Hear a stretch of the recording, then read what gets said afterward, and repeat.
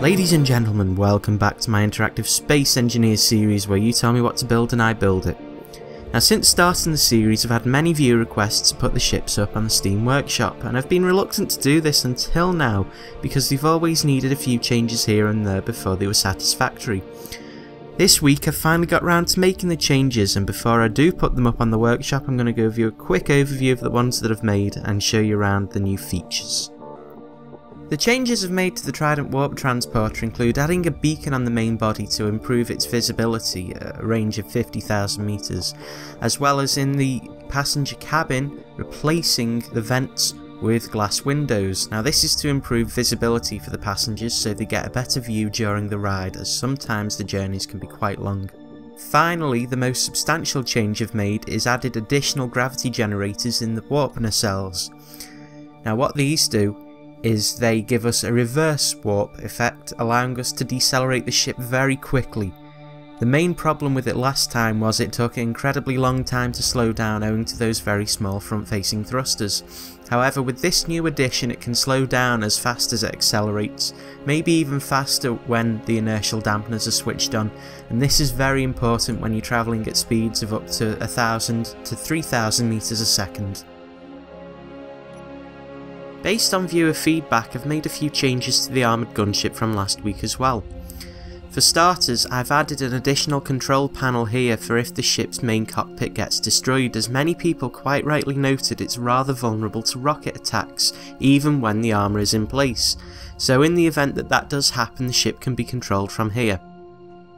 Secondly, many people noted about the difficulties when it came to removing the armour and how the ship had to be moving at speed, so I've changed the sequence in which you do it.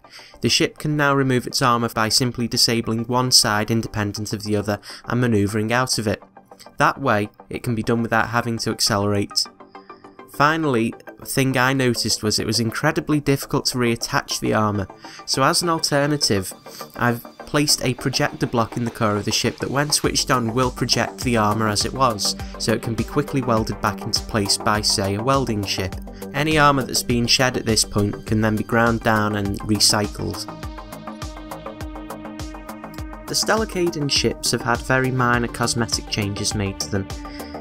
It's a new paint scheme suggested by Little Dragon Man, where it starts at the front of the ship very dark and progressively gets lighter as you go down the trails to sort of imitate the burning trail behind Comet.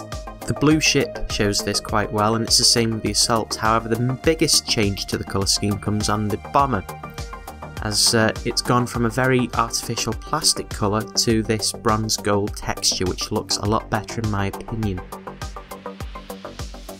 The ship with the most changes made to it's the Superminer.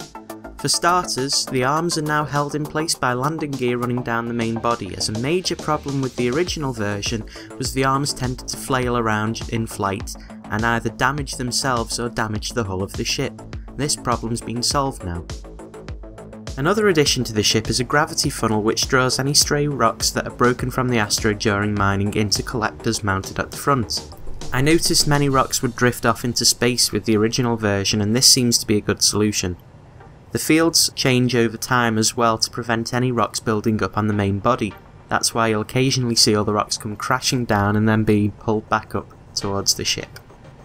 Other additions to the ship include a pair of refineries and an arc furnace, whose purpose is to keep the ship mining for as long as possible.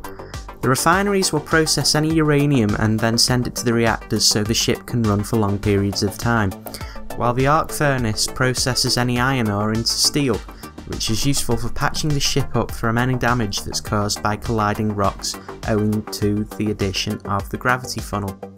Repairs are carried out by a small remote-controlled drone which is mounted onto the top of the ship. This can be controlled from one of the 3 stations in the cockpit. The drone is equipped with welding apparatus, which is used for patching any dents as well as repairing any damage to the ship. The last thing that will be going on the workshop and not be shown off today is by viewer request, and this is the Railgun from the Super Heavy Battle Cruiser. Now it comes with a gravity slug built in, and to fire it you'll have to remove the block connecting the slug to the main gun itself. Now this is like this because, like I say, it's a prototype and I'm still working out how to make the actual thing work. To fire the slug you'll want to sit in this cockpit and activate the gravity generators, after which you'll see the slug gets accelerated out the end of the cannon and off into deep space, currently at 500 meters a second.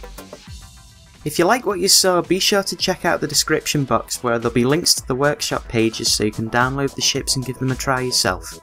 If you enjoy the series, be sure to leave a like, favourite, comment and subscribe. Make sure to leave a suggestion for a future ship and I will see you next time. Take it easy, have a good day, goodbye.